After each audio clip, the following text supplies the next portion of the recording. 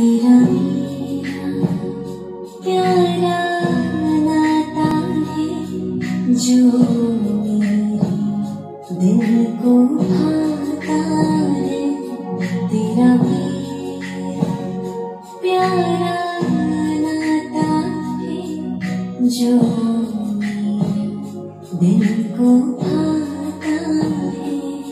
तेरे स्नेह का ऐसा जादू है, तेरे स्नेह का ऐसा जादू है। तू ही नजर मुझे आता है। ओ मेरे बाबा, ओ मेरे बाबा, प्यारे बाबा, ओ मीठे बाबा। ओम शांति। आज मीठे बाबा की अव्यक्त महावाक्य सुनेंगे 30 तारीख की, और रिवाइज है 21/11/92 की। तो आज बाबा ने कर्मों की गुह्य गति के बारे में बताया है बहुत गहराई से। तो सुनते हैं बाबा के शब्दों में। कर्मों की गुह्य गति के ज्ञाता बनो। ओम शांति। आज सर्व खजानों के देने वाले बाप सर्व बच्चों के जमा का खाता देख रहे थे।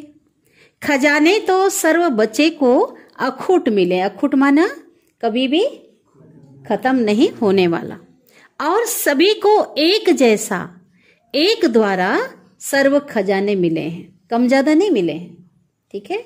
चाहे पीछे आए, चाहे आगे आए, पीछे आए, सभी बच्चों को नए पुराने एक जैसे ही खजाने मिले हैं। एक खजाना नहीं लेकिन अनेक खजाने प्राप्त हुए। बताओ आप लोग, कौन कौन सा खजाना मिला है बाबा से? बोलो।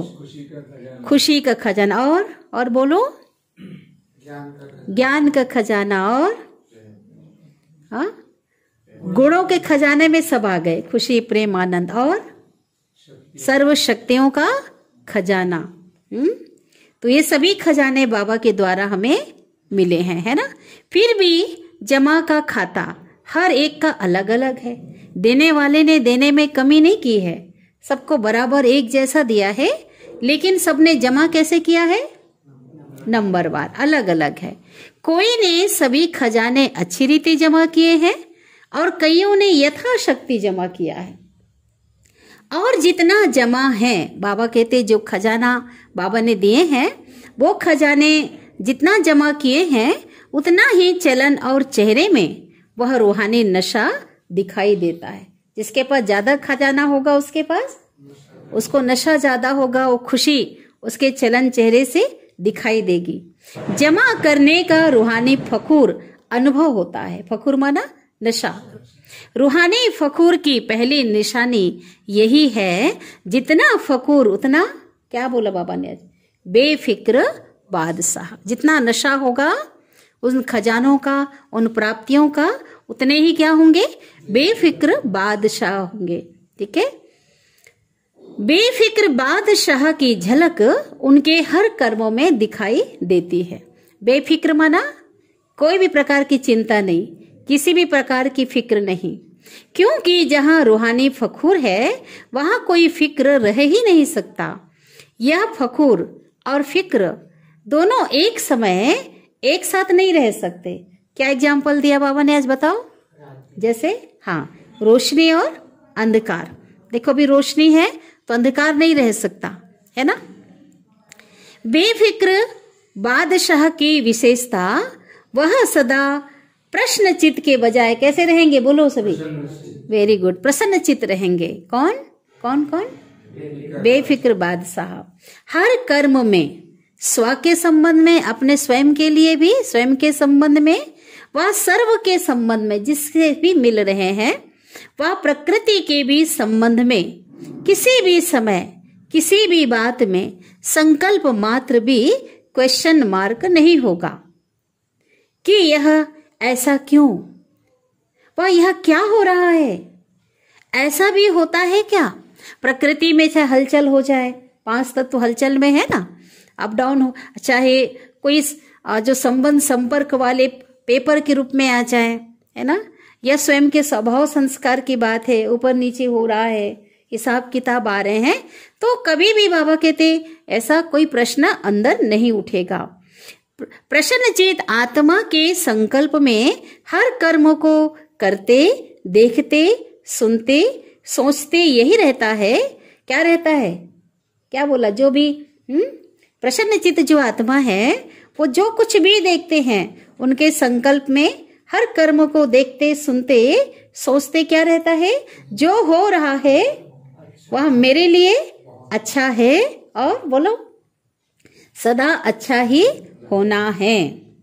प्रश्नचित जो आत्मा होगी वो क्या, क्यों, ऐसा, वैसा, इस उलझन में स्वयं को बेफिक्र से फिक्र में ले आती है, और बेफिक्र आत्मा बुराई को भी अच्छाई में परिवर्तन कर लेती है, इसलिए वह सदा प्रसन्न रहती है। आजकल के साइंस के साधन से भी जो वेस्ट खराब माल होता है ना, उसको परिवर्तन करके अच्छी चीज बना देते हैं। कचरा आदि होता है ना, टूटा फूटा, आज प्लास्टिक का कई ऐसे सामान होते हैं, तो क्या करते हैं रिसाइकल किया जाता है, फिर नया कोई ना कोई चीज बना दिया जाता है उसके द्वारा। तो प्रसन्नचित आत्मा साइलेंस के शक्ति से, चाहे बात बुरी हो, संबंध बुरे अनुभव होते हो, बात बुरी हो या रिश्ते नाते जो है उसमें अनुभव कड़वा हो, ठीक है, अच्छा अनुभव नहीं हो रहा है संबंध, लेकिन वह बुराई को अच्छाई में परिवर्तन कर स्वयं में भी धारण करेगी और दूसरे को भी अपनी शुभ भावना के श्रेष्ठ संकल्प से बुराई को बदल अच्छाई धारण करने की शक्ति देगी।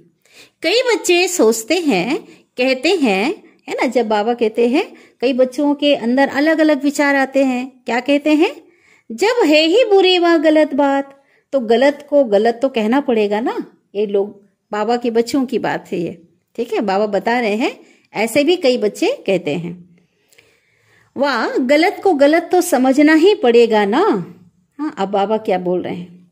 लेकिन गलत को गलत समझना, ये समझने के हिसाब से समझा, ठीक है, कि वह राइट है, वह राइट, और रॉन्ग को समझना, जानना अलग बात है। लेकिन नॉलेजफुल रूप से जानने वाले समझने के बाद, है ना, नॉलेजफुल जो होंगे वो समझने के बाद स्वयं में किसी भी आत्मा की बुराई को बुराई के रूप में अपनी बुद्धि में धारण नहीं करेंगे। तो समझना अलग चीज है, समझने तक राइट है, लेकिन स्वयं में वह अपने चित्त पर, अपनी बुद्धि में, अपनी वृत्ति में, अपनी वाणी में दूसरे की बुराई को बुराई के रूप में धारण नहीं करना है। बाबा कहते ऐसा काम नहीं करना है, समाना नहीं है। तो समझना अलग चीज है और धारण करना अलग चीज है।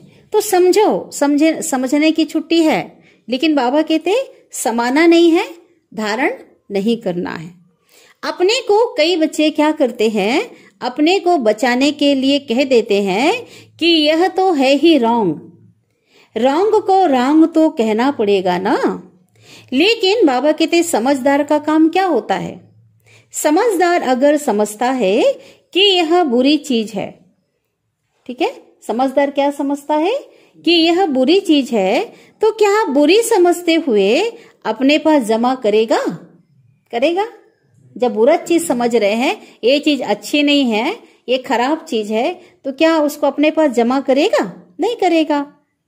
अपने पास अच्छी रीति संभाल कर रखेगा? पूछ रहे बाबा, बताओ। नहीं रखेगा, छोड़ देगा ना। या जमा करना ही समझदारी है? बताओ क्या है? यह समझदारी है? पूछ रहे हैं, नहीं।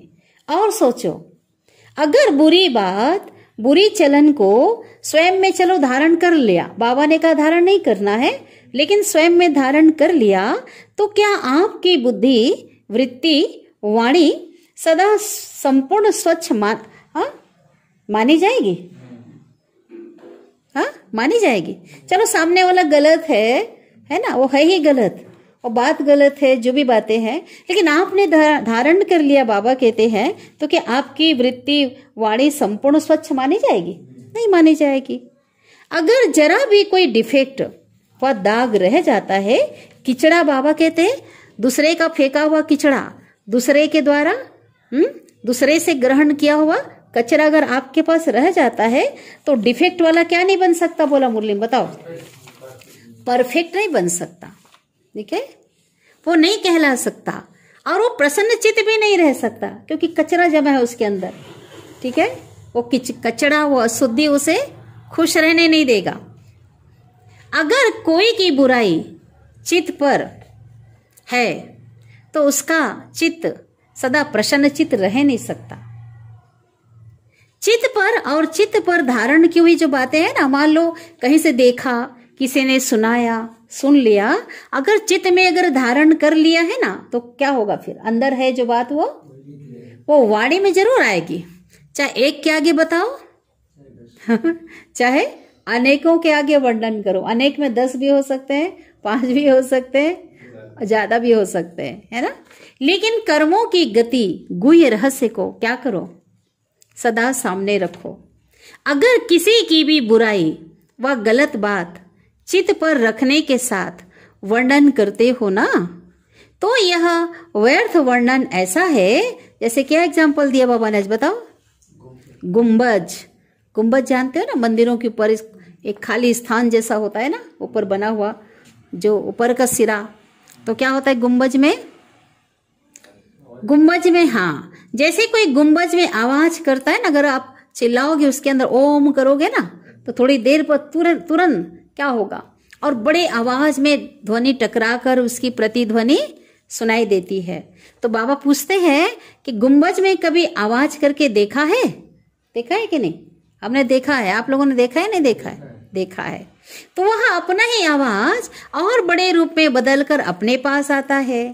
तो अगर किसी की बुराई करने के, है ना, यह गलत है, ठीक है, गलत है, लेकिन गलत को गलत फैलाने के संस्कार अगर है, जिसको आप लोग आदत कहते हो, तो आज आप किसी की ग्लानि करते हो और अपने को बड़ा समझदार, गलती से दूर समझकर वर्णन करते हो, ठीक है।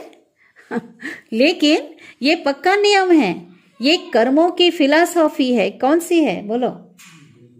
कि आज आपने किसी की ग्लानि की और कल आपकी कोई दुगनी ग्लानि करेगा, क्योंकि यह गलत बातें इतनी फास्ट गति से फैलती है। किसका एग्जाम्पल दिया बाबा ने आज, याद है किसी को?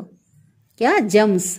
जैसे कोई विशेष बीमारी के जम्स माना जीवाणु बहुत जल्दी फैलते हैं। अभी हाल में सब प्रैक्टिकल अनुभव सबने किया, कोरोना है ना, कोरोना काल में कोरोना के जीवाणु कैसे फैल रहे थे, वो कितने फास्ट गति से, है ना। तो बाबा कहते इसी प्रकार बहुत जल्दी वो फैलते हैं, और फैलते हुए जम्स, है ना, दूसरे को बीमार कर देते हैं ना। तो यहाँ कहते इसी प्रकार व्यर्थ बातों के जो जम्स हैं, वो भी तो एक क्या है, जीवाणु की तरह है ना। व्यर्थ की बातें कहाँ तक जाते हैं? जिसकी ग्लानि की ना, उस तक पहुंच जाते हैं। आपने एक ग्लानि की होगी और आपको वह गलत सिद्ध करने के लिए आपकी 10 ग्लानि करेंगे, तो रिजल्ट क्या हुई? कर्मों की गति क्या हुई? लौट कर कहाँ आई? खुद के पास आई ना। अगर आपको शुभ भावना है, अगर किसी के प्रति शुभ भावना है, तो सामने वाले से भी क्या आएगी? रिटर्न क्या आएगा? शुभ भावना ही आएगी। तो बाबा कहते चलो, आप किसी की गलती को देखते हो, कहीं कुछ भी ग्लानि की बातें देखते हो, तो अगर आपको उसके प्रति शुभ भावना है ना, तो उस आत्मा को ठीक करने की अगर शुभ भावना है, तो गलत बात को शुभ भावना के स्वरूप में विशेष निमित्त स्थान पर दे सकते हो। एक जगह ऐसे स्थान पर बताओ जहां पे उसका सुधार हो सके, ठीक है। लौकिक में भी कोई निमित्त बड़े को बताओ, या अलौकिक में भी किसी को बताओ, ताकि उसको समझा सके, है ना। लेकिन फैलाना रॉन्ग है, ये श्रीमत नहीं है। कई कहते हैं हमने किसको कहा नहीं, लेकिन वो कह रहे थे ना, तो मैंने भी हाँ में हाँ कर दिया, बोला नहीं कुछ, सफाई दे रहे हैं। तो बाबा कहते आपके भक्ति मार्ग के शास्त्रों में वर्णन है ना, बुरा काम किया नहीं लेकिन देखा भी, साथ भी दिया तो वो भी पाप है। ये कर्मों की गुही गति। ठीक है, हाँ में हाँ मिलाना। बहुत बच्चे बाबा के ऐसे करते हैं ना, करेंगे नहीं लेकिन सुन लेते हैं, हाँ में हाँ मिला देते हैं। तो यह भी कर्मों की गति के प्रमाण पाप के भागी बनना है। फिर क्या होगा, क्या होगा बताओ? सामने वाले ने फेंक दिया, आपने हाँ में हाँ बोला लेकिन सुन तो लिया ना, उस समय अंदर चला गया ना। अब बाद में क्या होगा, वो बातें वो डिस्टर्ब खुद को करेगी, वो बातें। वही बाबा बता रहे हैं, आपका पुरुषार्थ खुद डाउन हो जाएगा। किसी का सुन लिया, अंदर चला गया, अंदर गया तो भाई डिस्टर्ब तो करेगा ना, आएगा ना बार बार। वर्तमान समय कर्मों की गति के ज्ञान में बहुत इजी हो गए हो। बाबा ये कह रहे हैं इजी हो गए माना आप उसे साधारण रूप में लेके चल रहे हो, आप उसके बहुत ज्यादा उसकी गहराई में नहीं जा रहे हो, उसको बड़ा मान के नहीं चल रहे हो। लेकिन ये छोटे छोटे सूक्ष्म जो पाप है ना, वो श्रेष्ठ संपूर्ण स्थिति बनाने में विघ्न रूप बन जाते हैं और आपको संपूर्ण बनने नहीं देंगे। इजी बनने की निशानियां क्या है? वह सदा ऐसा ही सोचते समझते हैं, ये तो और भी करते हैं, ये तो आजकल चलता ही रहता है। या तो अपने आप को हल्का करने के लिए ये कहेंगे और कुछ निकल गया, बोल दिया ना, मैंने तो हंसी में कहा, मेरा भाव नहीं था, ऐसे ही बोल दिया। तो यह विधि जो है संपूर्ण सिद्धि को प्राप्त होने में सूक्ष्म विघ्न बन जाता है। इसलिए ज्ञान तो बहुत मिल गया है, सबको मिल गया ना। रचयिता और रचना के ज्ञान को सुनना, रोज सुनते हैं और सुनाना, बाबा कहते सुनना और वर्णन करना बहुत स्पष्ट हो गया है। लेकिन कर्मों की गुह्य गति का ज्ञान बुद्धि में सदा स्पष्ट नहीं रहता। बाबा चाहते हैं कि मेरे बच्चों की बुद्धि में ये छोटे छोटे जो कर्मों की गुह्य गति हैं, छोटे छोटे जो पाप जो विघ्न रूप बन जाते हैं, वो स्पष्ट रहना चाहिए। ठीक है, तो इसलिए इजी हो जाते हैं। कई बच्चों की अपने प्रति भी कंप्लेन होती है, स्वयं के प्रति क्या कंप्लेन होती है? जैसे बाबा कहते हैं ना, बाप बच्चों में जो श्रेष्ठ आशाएं रखते हैं, जो चाहते हैं, जितना चाहते हैं उतना नहीं है। कई बच्चे कहते हैं बाबा हमसे जैसा चाहते हैं, जितना चाहते हैं वो नहीं हो रहा है। अपने प्रति भी शिकायत होती है, कंप्लेन होती है। ठीक है, तो इसका कारण क्या है? क्या कारण है बोलो? ये अति सूक्ष्म व्यर्थ कर्म है ना, वो बुद्धि को, मन को ऊंचा अनुभव करने नहीं देते हैं। जब योग लगाने बैठते हैं ना, तो वो बातें क्या करती, डिस्टर्ब करती है। फिर काफी समय युद्ध में चला जाता है, उन बातों को हटाएंगे, फिर वो आएगा, फिर हटाएंगे, तो बहुत समय चला जाता है। व्यर्थ को मिटाकर समर्थ बनने में समय चला जाता है। इसलिए क्या करना चाहिए? जितना ऊंच बनते हैं तो ऊंचाई में अटेंशन भी ऊंचा रखना पड़ता है। ऊंचा जाते हैं ना, जैसे एग्जाम्पल ले लो, पहाड़ पे कोई चढ़ने वाला है तो कितना ध्यान रखता है, जरा भी थोड़ा भी अगर मिस्टेक होगा तो ऊपर से नीचे गिर सकते हैं, है ना, जान जा सकती है। तो हम भी बहुत ऊंचे जा रहे हैं, ऊंची मंजिल पर जा रहे हैं, तो हमें भी क्या करना है, बहुत ध्यान रखना पड़ता है। अब बाबा हमेशा कहते हैं कि ब्राह्मण जीवन मौजों का जीवन है, संगम युग मौजों का युग है और ब्राह्मण जीवन भी मौज का जीवन है, बोलते हैं ना। देखो अब बाबा कहते कौन सा मौज? बाबा बताते ब्राह्मण जीवन की मौज में रहना है। और मौज में रहने का ये अर्थ ये नहीं है, कई बच्चे ऐसे मनाते हैं मौज, जो आया वह किया मस्त रहा ऐसा भी नहीं। ठीक है, तो यह अल्पकाल की सुख की मौज व अल्पकाल के संबंध संपर्क की मौज जो करते हैं ना, वो सदा काल की प्रसन्नचित स्थिति से भिन्न है। वो सदा काल प्रसन्न नहीं रहेंगे, ये अल्पकाल का मौज हो गया। तो इसको मौज नहीं समझना। बाबा कहते अगर इसको मौज समझ रहे हो ना, तो ऐसा मौज नहीं। जो आया वो बोला, जो आया वो किया, और कह रहे हैं हम तो मौज में रहते हैं। तो अल्पकाल के मन मौजे नहीं बनना। कैसे मन मौजी बनना है? सदा काल की रूहानी मौज में रहो। यही यथार्थ ब्राह्मण जीवन है। मौज में भी रहो और कर्मों की गति के ज्ञाता भी रहो, तब ही जैसा चाहते हो, जो चाहते हो, जैसा चाहते हो वैसा क्या करेंगे, अनुभव करते रहेंगे। समझा? बोलो, समझा? कर्मों की गुह्य गति के भी ज्ञाता बनो। तो बहुत गहराई से बाबा ने समझाया।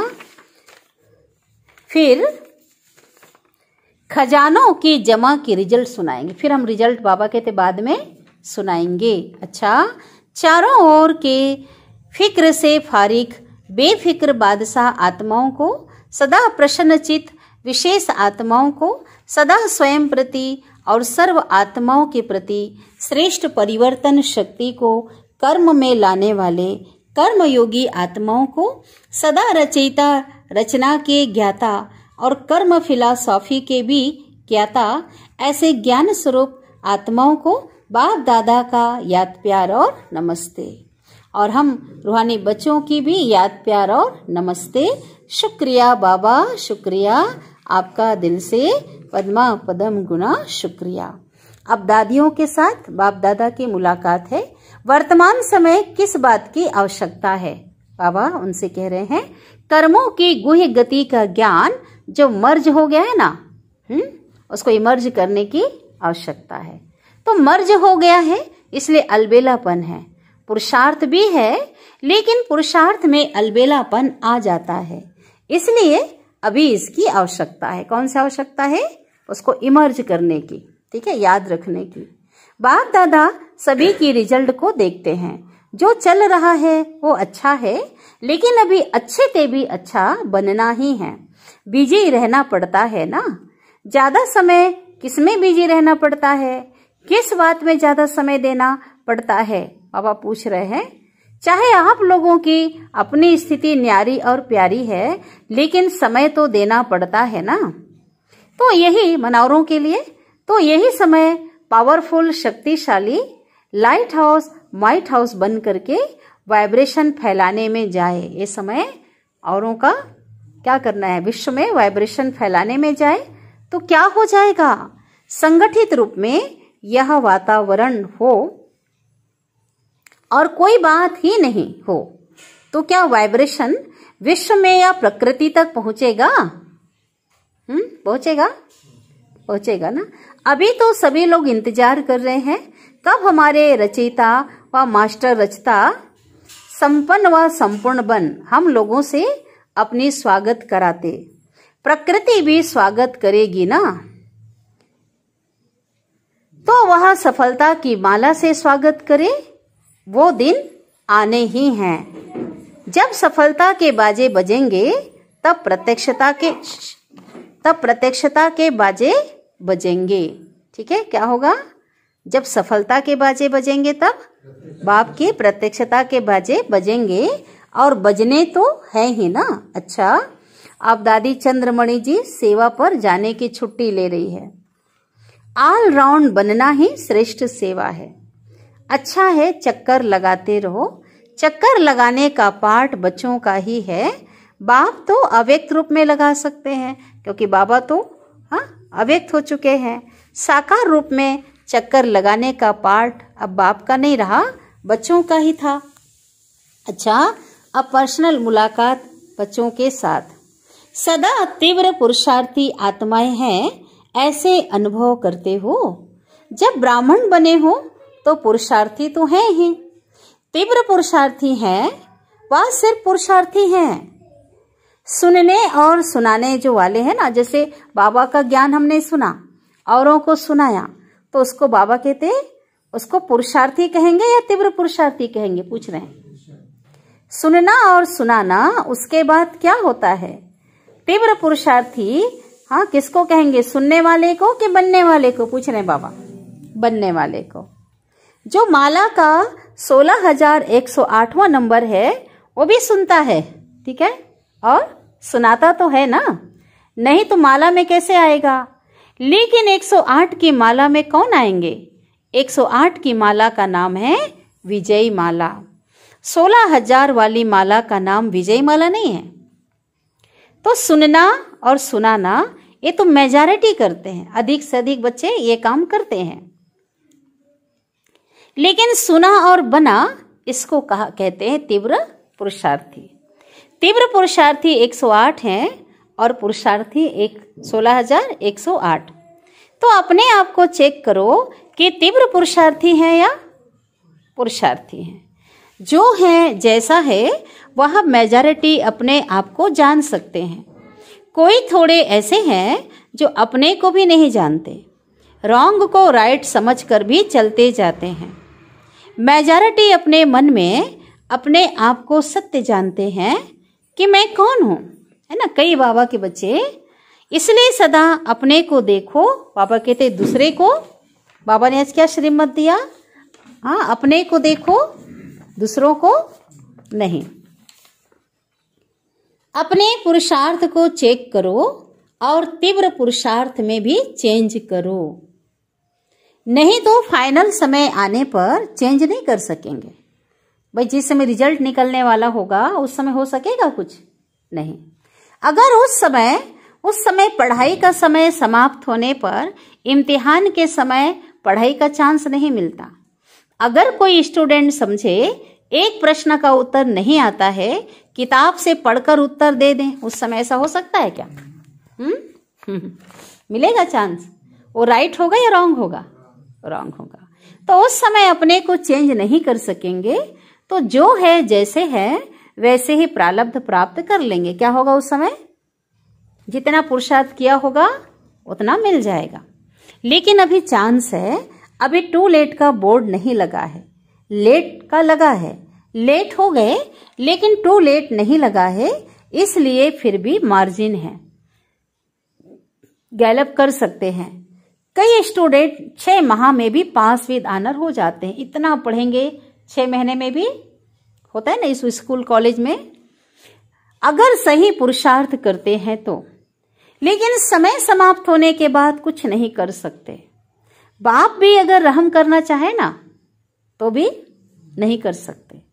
चलो यह अच्छा है, इसको मार्क्स दे दो, यह बाप कर सकता है? पूछ रहे हैं बाबा। नहीं, इसलिए बाबा भी कुछ मदद नहीं कर सकता। इसलिए अभी से चेक करो और क्या करो, चेंज करो, अलबेलापन छोड़ दो। ठीक है चल रहे हैं, पहुंच जाएंगे, यह क्या है? अलबेलापन। अलबेलापन तो इस समय मौज लगती है, लेकिन जो अलबेला होता है ना उसे कोई फिक्र नहीं होता। क्यों? जिस समय अलबेलापन होता है क्योंकि आराम को ही वो सब कुछ समझता है। तो ऐसे अलबेलापन नहीं रखना, सदा अलर्ट रहना। क्या रहना? पांडव सेना हो ना, देखो अनुभवी बैठे यहाँ पर, है ना। सेना में क्या होता है? सेना में बाबा कहते सेना में अलबेला रहते हैं या अलर्ट रहती है? सेना अलबेली रहती है, अलर्ट क्या? अलर्ट। सेना माना अलर्ट, सावधान, खबरदार रहने वाले। अलबेला रहने वाले को सेना को सैनिक, सेना का सैनिक नहीं कहा जाएगा। तो अलबेलापन नहीं, अटेंशन। क्या रखना है? लेकिन अटेंशन भी नेचुरल हो जाए। कई तो अटेंशन का भी टेंशन रखते हैं। हाँ क्या रखते हैं? पुरुषार्थ, अटेंशन, इतना योग लगाना है, ऐसा पुरुषार्थ करना है, ऐसा, उसका भी क्या हो जाता है उनको? टेंशन हो जाता है। तो अटेंशन का टेंशन नहीं रखना है। टेंशन की जो लाइफ होगी ना वो सदा चल नहीं सकती।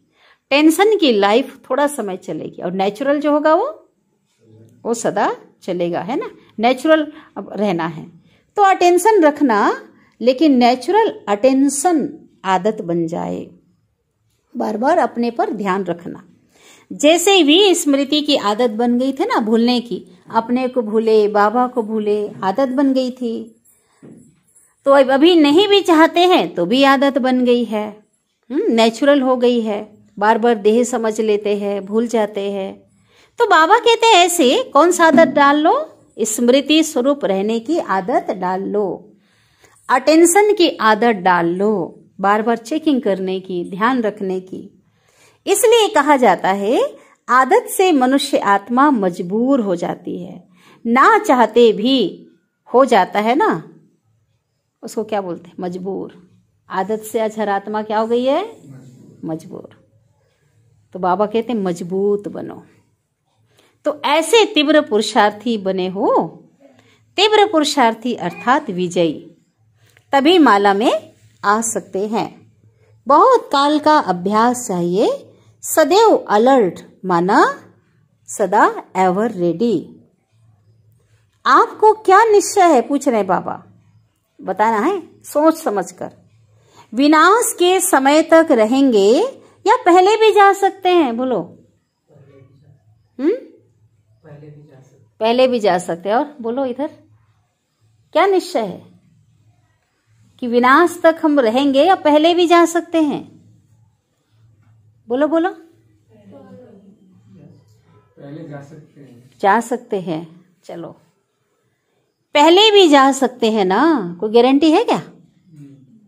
इसलिए एवर रेडी, तैयार हो जाओ। अगर कल आ जाए समय तो हम तैयार ना हो तो? विनाश आपका इंतजार करे। आप विनाश का इंतजार नहीं करो कि टाइम आने पर हम तैयार हो जाएंगे, उसका इंतजार मत करो। आप तैयार हो जाओ और विनाश आपका क्या करे? इंतजार करे। क्यों? क्योंकि वो रचना है, आप रचयिता हो, इसलिए एवर, सदा एवर रेडी। हम तैयार हैं। बाबा को कहो बाबा हम तैयार हैं। बिना तैयार हुए तैयार है नहीं कहना है, ये भी तैयार होके माना वो जो संपन्न बन करके तैयार होके कहो, ठीक है? समझा? अटेंशन रखना। जो भी कमी महसूस हो ना, आपको लगता हो जो भी कमी महसूस हो आपके अंदर, हाँ मेरे को चेंज करना है, बाबा की मुरली तो सुनते हैं, ये मेरे में नहीं होना चाहिए, अभी तक है, तो उसे जल्दी से जल्दी समाप्त करो। योग लगाओ, पुरुषार्थ करो, समाप्त करो। संपन्न बनना अर्थात कमजोरी को खत्म करना। ऐसे नहीं यहाँ आए तो यहाँ के और वहां गए तो वहां के।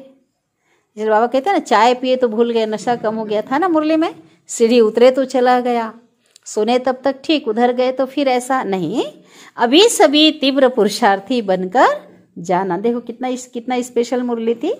अब वरदान है, विश्व से अंधकार को मिटाकर रोशनी देने वाले मास्टर ज्ञान सूर्य भव। ये वरदान मिला, ठीक है, स्वमान मिला। मास्टर ज्ञान सूर्य वह है जो विश्व से अंधकार को मिटाकर रोशनी देने वाले हैं। वो सूर्य तो उस स्थूल अंधकार को दूर करता है, लेकिन हम मास्टर ज्ञान सूर्य कौन से अंधकार को दूर करने वाले हैं? अज्ञानता के अंधकार को। मास्टर ज्ञान सूर्य स्वयं भी प्रकाश स्वरूप लाइट माइट रूप है और दूसरों को भी क्या देने वाले हैं? लाइट और माइट, प्रकाश के साथ, रोशनी के साथ शक्ति भी। जहां सदा रोशनी होती है ना, वहां अंधकार का सवाल ही नहीं, अंधकार तो हो ही नहीं सकता। जो विश्व को रोशनी देने वाले हैं वो स्वयं अंधकार में नहीं रह सकते। तो संपूर्ण, बाबा कहते रोशनी किसको बोला बाबा ने आज? संपूर्ण पवित्रता अर्थात रोशनी। संपूर्ण पवित्रता माना किसी भी प्रकार का कोई भी विकार का अंश मात्र नहीं होना, ये बाबा ने बताया है। उनके पास अंधकार अर्थात विकारों का अंश भी नहीं रह सकता। तो ये है वरदान स्लोगन। स्वभाव, संस्कार, संबंध, संपर्क में लाइट रहना ही क्या बनना है? हाँ, मिलनसार बनने, सब मिलके पूरा किए। क्या क्या? स्वभाव, संस्कार और संबंध संपर्क, हाँ, जिनसे हम मिलते हैं सुबह से लेकर रात तक, उसमें क्या रहना? लाइट रहना ही मिलनसार। लाइट रहना माना हल्के रहना। तो हल्का कब रहेंगे? जब स्वयं लाइट रहेंगे। लाइट भी कब रहेंगे? जब अपना लाइट रहेंगे, है ना। लाइट समझेंगे हम कौन है? आत्मा। आत्मा जब लाइट है तो स्वभाव भी क्या होगा? आत्मिक जो गुण है स्वभाव, आत्मा को वो वास्तविक स्वभाव काम करेगा, वास्तविक नेचर काम करेगा जब स्व में स्थित होंगे। सही है ना। संस्कार भी कैसा होगा? संस्कार भी अच्छा होगा, है ना, क्योंकि नेचुरल संस्कार काम करेगा, है ना। तो हल्के रहेंगे, किसी भी प्रकार का भारीपन आएगा क्या? नहीं आएगा। और जिनसे भी मिलेंगे, जब आत्मिक भाव है, जब लाइट समझकर जिनको भी उस रूप में मिलेंगे तो संबंध संपर्क में भी कैसे रहेंगे? हल्के रहेंगे, है ना। लेकिन जब देह समझते हैं तो भारीपन आ जाएगा, संस्कार भी कड़ा हो जाता है देह भान में, स्वभाव भी कड़ा हो जाता है, संबंध संपर्क में भी टकराहट हो जाती है, असर तो होता है ना। तो लाइट जो रहना अर्थात जब लाइट समझेंगे मंथन में, देखो जब मैं आत्मा लाइट हूँ और लाइट से हमारा संबंध बाप से होगा, और बाबा ने जो हमें बताया हर बात को जो हम जो बिंदी लगा के हम चलेंगे तो क्या होंगे, हम मिलनसार बन जाएंगे सबके साथ, है ना। अपने स्वयं के साथ, स्वयं से भी कंप्लेंट नहीं रहेगी, रहेगी क्या, सब में क्या बन जाएंगे, हल्के रहेंगे, उड़ते रहेंगे। तो ऐसा मिलनसार हमको बनना है। तो बहुत मीठी प्यारी मुरली चलिए, है ना। कर्मों की गुही गति के ज्ञाता बनो। तो बाबा को भी हम याद कर लेते हैं।